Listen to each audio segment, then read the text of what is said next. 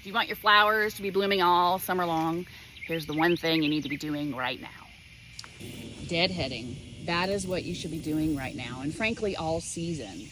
Deadheading is when you simply snip off the spent blooms on your flowers. This is going to signal to the plant that you want it to keep producing more flowers and more greenery. You don't want it to go to seed.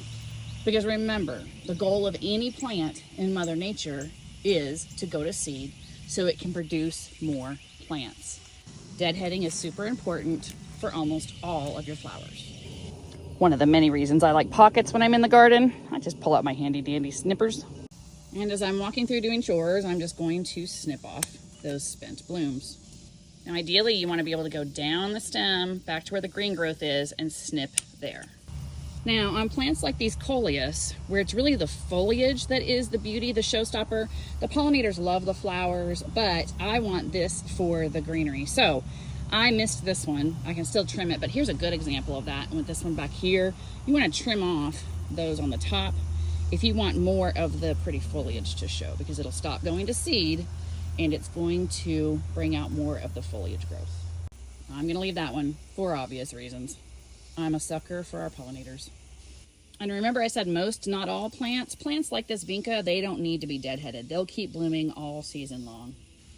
Now in this pollinator bed, this is a great example. This salvia that you see right here that is growing over the sides, it is getting too much energy for growing there. So I'm actually going to come in and I'm going to really trim that up. I'm not just going to deadhead that, and it'll force another bloom set this season. There we go. That's much better. Plus it was starting to take over that walkway. And let me show you this example with this Gumfrina. This is going to be painful, I warn you, but it'll be worth it. Gumfrina I love in the garden, but it tends to get really long and leggy and fall over.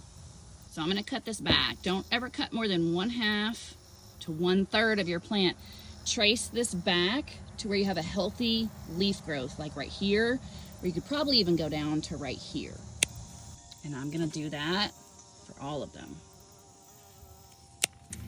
And as I cut these, if there's any blooms, I make sure to save those for a really nice flower arrangement. A little deadheading throughout the season goes a really long way to keep your flowers in your garden producing. Hope that was helpful. Happy gardening.